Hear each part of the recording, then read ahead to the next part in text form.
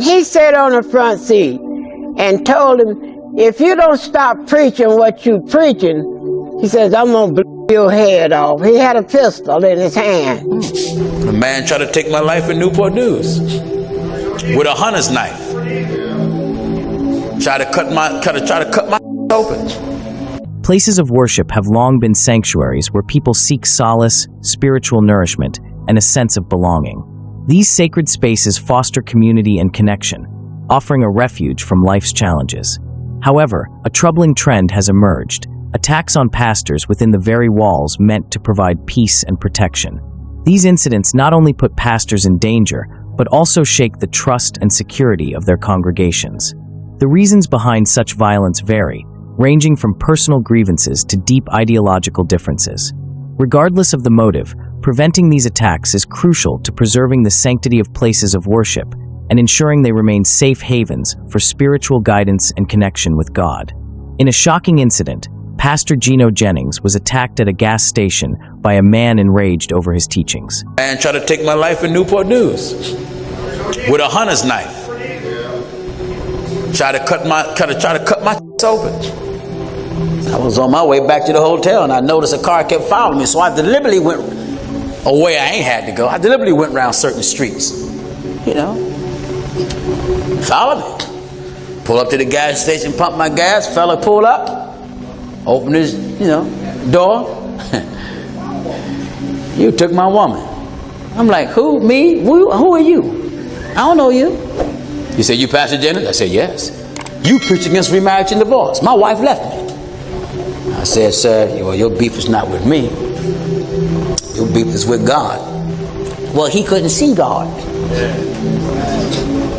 He saw me pumping gas. So when he stepped out that car and he kept going up, way taller than I am, this man 3 and 4, 5 times my size, man. I do my body. I don't mind body box. I come up with that. But I got sense enough to know my frame, he gonna brush off what his I throw at his body. He'd be like a mosquito bite him. And I wasn't gonna let him wrestle me. I wasn't stupid. I was street smart. You don't let a man that size wrestle you. What for? Someone said, why run? If you got a hunter's knife, obviously you know how to use it. Why would I run with leather soled shoes? Where am I gonna get to? So I said, Pastor, you should have prayed. You're right, but I didn't think of it. So I don't believe in trying to project something I'm not. I didn't think of it. Yeah, but see, when he started talking, he was talking to Pastor Jennings. But when that hunter knife swung on me, he swung on Gino. The sound of that thing, when it first swung past me, it whistled. Just straight. I'm like, whoa, Jack, whoa. And when he swung the second time, I felt all Huntington Park. I can tell from my body motion. It was nothing but Huntington Park. I just started bobbing and weaving. I'm like, oh, something got to give. I wasn't, the Lord rebuke you. No. When he started swinging on me, I bobbed and weaved, but I knew that couldn't go on with a man almost 300 pounds. And he charging at you, swinging wild. When he swing wild, he would get off balance.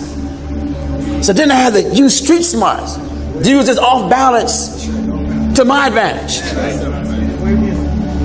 I had to use his weight against him. So when he swung and whatnot, and I'm ducking, I tried to just use my speed. I just wanted to close his eyes. I got to do something. So I agreed to make some modifications. Every time he swing and it was wild, I was on the side of him. Pow! That's right. He swung again all wild, I was on the pow! Until that eye started getting red, I felt like I was hitting the wall. Swing all wild again, pow, pow, pow. Before you know it, that eye was closed. And that one eye just made him more mad. He swung wild and got real off balance, and I rolled and stepped in back of him and guided him while he was bent, and just guided him with momentum right into the corner, the gas pump, with all the might I had, until that shoulder dropped disconnected. You could see it just drop. That didn't stop him. He was like a bull from Mexico. And that's when I concluded somebody gonna have to bring all things to an end. And I knew my life was not designed to end at a gas station. My life wasn't designed for that. No. So his shoulder was dislocated, and when he started swinging again, I forgot what kind of movement I'd done with my body, but I managed to get in back of him and got a hold of the arm that was dislocated and took all 168 pounds of my weight and dropped it on the back of his elbow until the whole elbow just went up that way. By that time, the blade hit the ground, and so did he. And I'm back on the car just huffing. See, when that adrenaline wear off, you tired. But when that adrenaline kick in, you like, yeah, come on, yeah, man. Yeah, now, Jack. Then the police come up. It was so funny. The paramedics thought that the guy was in a car accident. Paramedic asked, you know what happened? You know, the folks come around, well, this what happened. The paramedic asked me, he's like, you did that? I said, yeah. He looked at me, he said, but he's bigger than you. I said, yeah, I know that. He said, you did that? I said, yeah. I said, the man wanted to kill me. What do you think I'm going to do? He said, man. So the sergeant was like, well, look, we're going to have to take a statement where you stand. I said, hey, I'm right over there, man. He said, well, hey, give us your room or whatnot. We're going to stop by. So they stopped over. When we talked, he said, you going to press charges? I said, no. He said, what? I said, I ain't going to press those charges, man. The guy, his beef really wasn't with me, per se. His beef was with this. Jennings is known for his firm stance on marriage and divorce, rooted in biblical doctrine. According to Scripture, marriage is a lifelong covenant, and remarriage after divorce is considered adultery, unless one's spouse has passed away. The Bible states, "For the woman which hath an husband is bound by the law to her husband so long as he liveth. But if the husband be dead, she is loosed from the law of her husband. So then if, while her husband liveth, she be married to another man, she shall be called an adulteress. But if her husband be dead, she is free from that law, so that she is no adulteress, though she be married to another man." Jennings' unwavering interpretation of this doctrine has sparked controversy. In this case, the attacker's wife had been deeply affected by Jennings' sermon on marriage and divorce, leading her to leave what she realized was an adulterous relationship. Enraged by her decision, the man sought out Jennings and attacked him with a hunter's knife. This disturbing event underscores the power of Scripture, how it can inspire transformation in some while provoking hostility in others. While faith challenges believers in different ways, violence against pastors must be condemned, particularly when it threatens the well-being of an entire congregation. In another shocking case, a man stormed into a church, intending to open fire on the worshipers. Yet, instead of panicking, the congregation stood firm, continuing to clap and sing in an extraordinary display of resilience. When the gunman struggled with his weapon, a quick-thinking musician seized the moment, discreetly disarming him and preventing what could have been a devastating tragedy. These events serve as sobering reminders of both the dangers religious leaders face and the unshakable faith that continues to sustain communities even in the face of violence.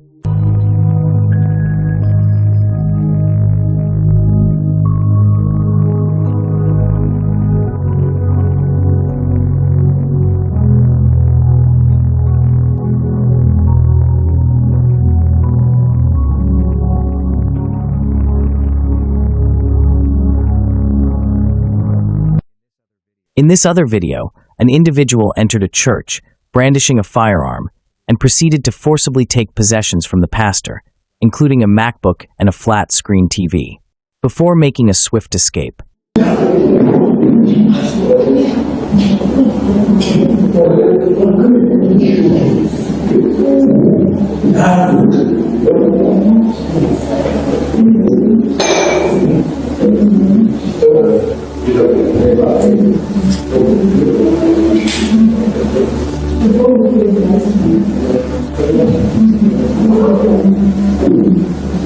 Stop.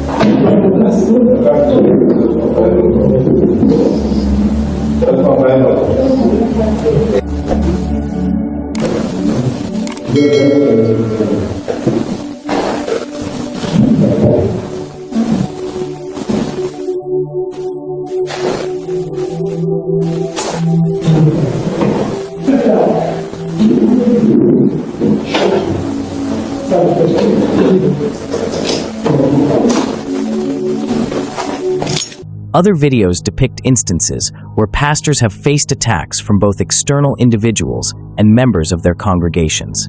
The motives behind these attacks appear to vary, with some stemming from disagreements over the pastor's statements, while others seem to be driven by more personal grievances. Pastors, as spiritual leaders, play a crucial role in guiding their congregations towards a meaningful relationship with God. Unfortunately, the rising incidence of attacks on pastors, whether from external forces or even members within the church, poses significant threats not only to the individuals involved, but also to the overall spiritual well-being of the community. During an interview, Gino Jennings' mother recounted a frightening incident where her son's life was endangered by a man opposed to his bold preaching. She vividly described Gino's fearless confrontation, facing the man's gun, as he defiantly challenged the assailant to either pull the trigger or sit and listen to the message he was delivering. This man came in with red shoes on, and he sat on the front seat and told him, if you don't stop preaching what you preaching, he says, I'm going to blow your off. He had a pistol in his hand. Pastor walked out from behind the pulpit and walked right to him. Said, if you're going to use it now. If you're not going to use it, shut up and listen at the message. He laid the pistol on the side of him. I was scared crazy. Thought he was going to shoot my son. Pastor walked around, went on back and started preaching. He sat there with the pistol beside. He wasn't afraid like I was scared crazy with because he had the gun in his hand. But he laid it on the side of the bench. And then the pastor told me to shut up and listen at the message. Oh, that thing just tore me up. I'm thinking, suppose he come back. You know, the devil feeds your mind with so much. But that was the most frightening thing we had in the basement. Gino Jennings exhibited unparalleled boldness and fearlessness. Confronted by a threat to his life, he stood unwavering, looking danger in the face without flinching. With a remarkable display of courage, Gino addressed his assailant directly, challenging him to either act on his aggression or heed the profound message he was fearlessly proclaiming. This unyielding determination and boldness underscored Gino Jennings' commitment to his beliefs and his fearless pursuit of preaching the message given to him by Almighty God, even in the face of peril. In that tense moment, Gino Jennings' unwavering conviction became a beacon of resilience. His boldness wasn't just a reaction, it was a testament to his apostleship and the depth of his commitment to the message he passionately preached. By defiantly urging the assailant to either follow through with his threat or listen to the transformative words being spoken, Gino exemplified a rare blend of fearlessness and a steadfast dedication to his calling. This courageous act not only showcased Gino Jennings' strength of character, but also left an indelible mark on those witnessing the encounter. It became a defining moment, symbolizing the lengths he was willing to go to uphold the principles he held dear. Gino's fearlessness in the face of danger served as an inspiration, resonating with those who admired his unwavering determination to share the message of truth regardless of the personal risks involved. Pastors, as spiritual leaders, navigate a landscape where their roles are not immune to external challenges. Physical assaults can pose genuine dangers. Reflecting the vulnerability of these figures to violence, verbal abuse, whether rooted in societal tensions or disagreements over religious doctrine and leadership style, further complicates their mission. Societal pressures often manifest as expectations or criticisms, adding an additional layer of stress. Religious intolerance may arise from differing beliefs, creating a hostile environment for pastors who advocate for a particular faith. Personal grievances, whether valid or not, can be directed at the pastor's teachings or leadership methods, intensifying external pressures. These challenges collectively highlight the intricate balance pastors must strike between their spiritual duties and the external forces that may attempt to impede or discredit their work. Navigating this terrain necessitates not only a deep commitment to one's faith, but also resilience in the face of adversity. Intergroup conflicts in a church often stem from differing perspectives on religious practices, beliefs, or interpersonal issues. When these conflicts escalate, pastors may become targets of criticism or attacks, impacting their well-being and the overall unity of the congregation. Internal strife within a church can result from disagreements over doctrinal interpretations, leadership decisions, or personal conflicts among members. Doctrinal disputes may arise when individuals hold differing views on theological principles, leading to tension and division. Leadership decisions, such as changes in church policies or appointments, can also be sources of conflict. Additionally, personal issues among congregants, if not addressed properly, may escalate and contribute to a strained church environment. It's essential for churches to foster open communication and conflict resolution mechanisms to mitigate such internal challenges. Doctrinal conflicts often emerge when members interpret religious teachings differently. Varied theological perspectives on key doctrines may create tension, challenging the unity of the congregation. Resolving these conflicts requires open dialogue, respectful engagement, and sometimes guidance from church leaders to find common ground. Leadership decisions, including matters like pastoral appointments or changes in church policies, can become contentious issues. Disagreements may arise regarding the direction the church should take, potentially leading to factions within the congregation. Transparent communication about decision-making processes and seeking input from the community can help alleviate concerns and foster a sense of inclusivity. Personal issues among church members, such as interpersonal conflicts or unresolved grievances, can escalate and contribute to internal strife. These disputes, if left unaddressed, may fester and disrupt the harmonious functioning of the church community. Pastoral care and mediation can play crucial roles in resolving personal conflicts, promoting healing, and restoring a sense of unity within the congregation.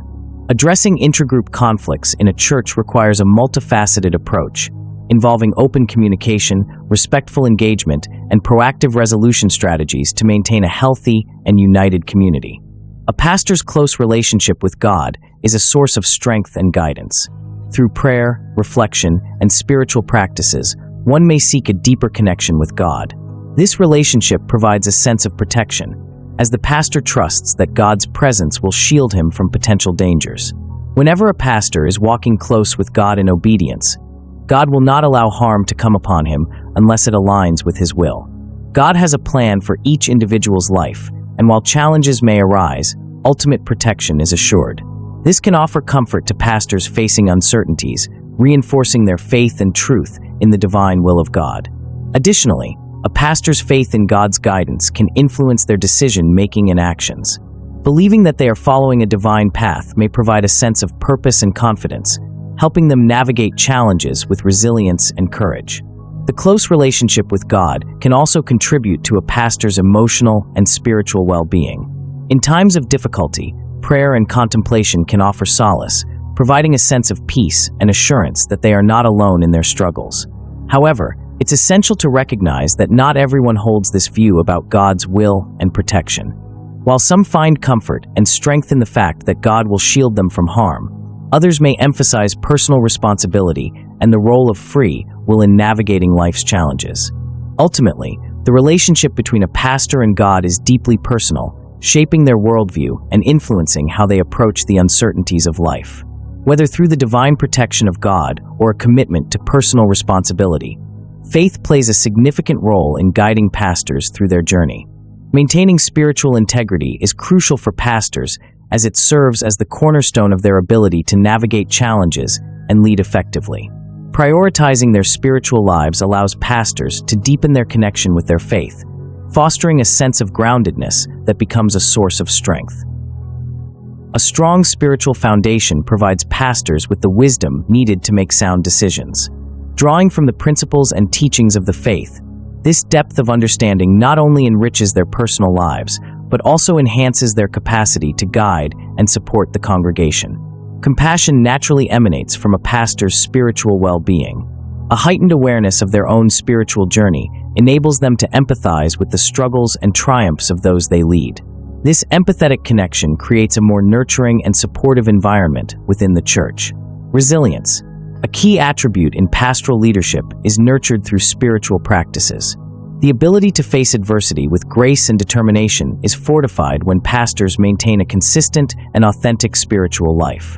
This resilience not only benefits the pastors individually, but also becomes an inspiring example for their congregation, encouraging them to persevere in their own spiritual journeys. A pastor's spiritual life involves ongoing learning and exploration of the scriptures, theological discussions, and evolving perspectives. This commitment to continuous learning not only deepens their own understanding, but also enables them to offer fresh insights to their congregation. Spiritual integrity fosters adaptability, allowing pastors to navigate the ever-changing landscape of societal and cultural shifts. A solid spiritual foundation provides a timeless anchor while also empowering thoughtfully with contemporary challenges, ensuring relevance and resonance in their teachings. A pastor's spiritual integrity forms the basis of trust within the community. Congregants are more likely to place their trust in a leader who authentically lives out their faith. This trust, once established, becomes a catalyst for a more united and supportive religious community.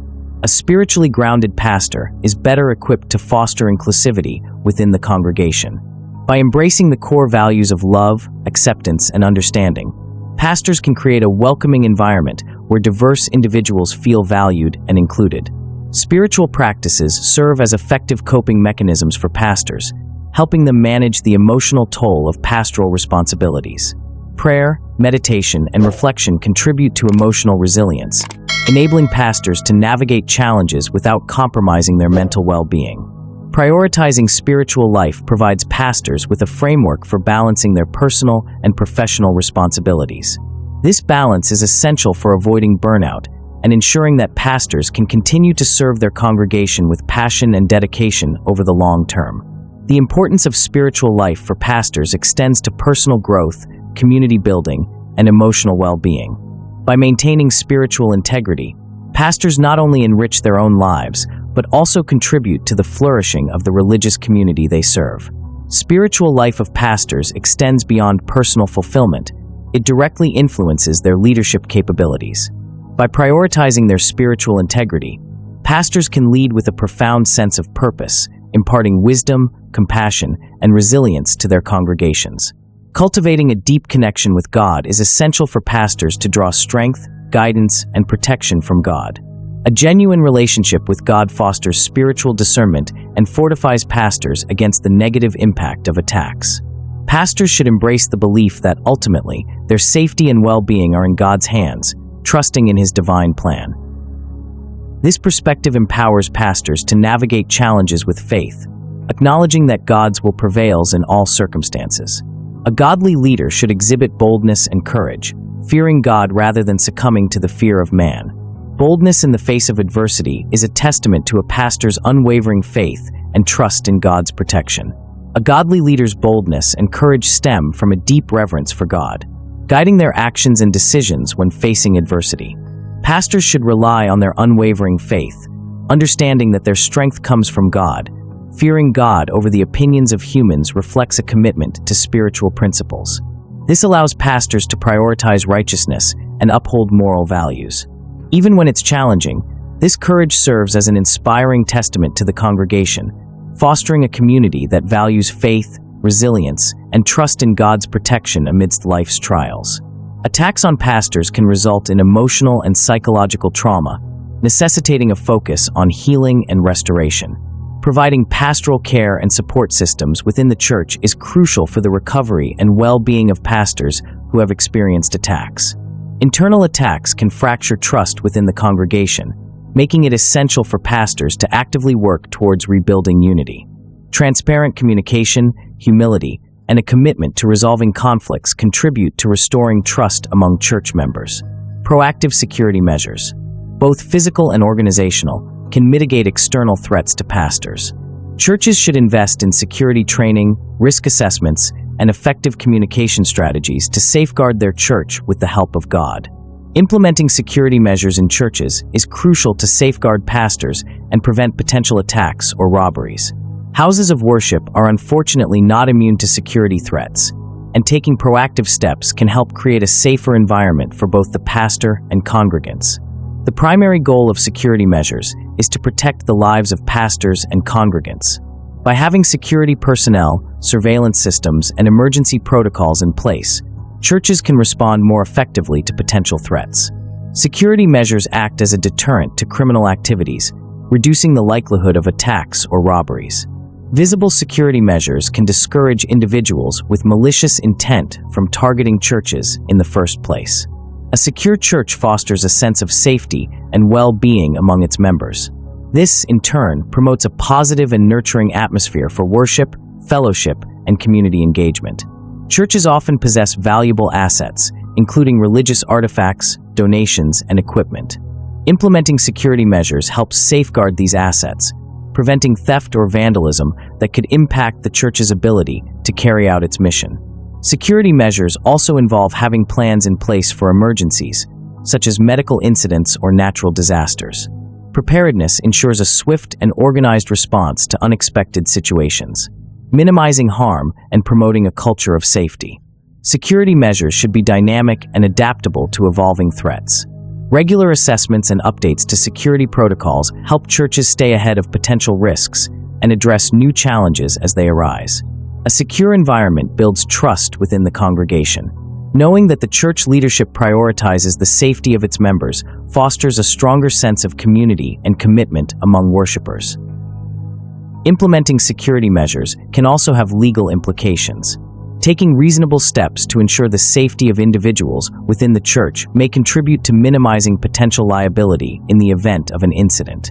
The importance of implementing security measures in churches extends beyond preventing attacks on pastors and robberies. It encompasses creating a secure, welcoming environment that prioritizes the well-being of the congregation, fosters trust, and allows the church to fulfill its mission more effectively. Developing structured conflict resolution protocols within the church helps address internal disputes before they escalate into attacks on pastors. Encouraging open dialogue and providing platforms for constructive discussions can prevent conflicts from reaching a critical point. Establishing networks of support among pastors enables them to share experiences, insights, and advice on navigating challenges. Collaborative efforts within the pastoral community can strengthen resilience and provide a collective response to attacks. Educating the congregation about the spiritual and emotional toll of attacks on pastors fosters empathy and a sense of responsibility. A well-informed congregation is more likely to actively support their pastor and work towards maintaining a harmonious church environment. Addressing the negative impact of attacks on pastors requires a multifaceted approach.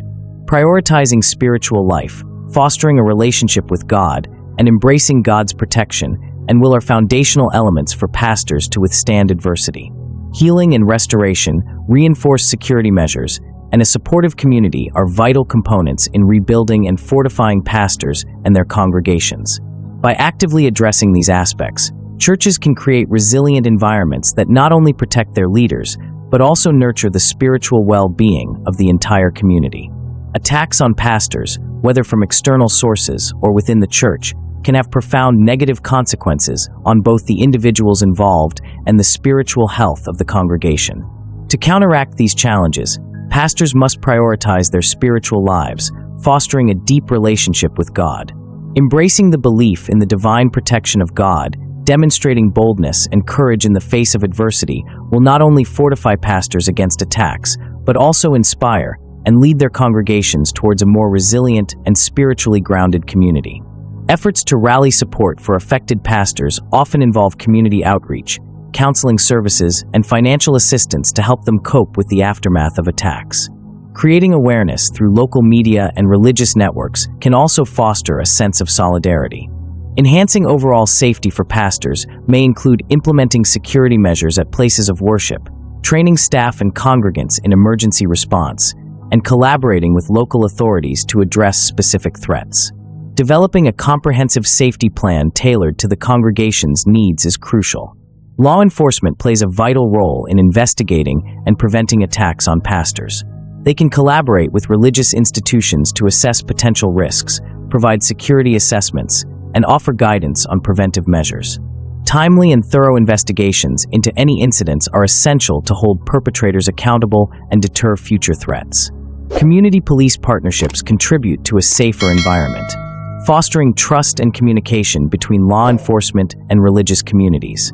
Proactive engagement helps address concerns and ensures a coordinated response to potential threats against pastors and places of worship.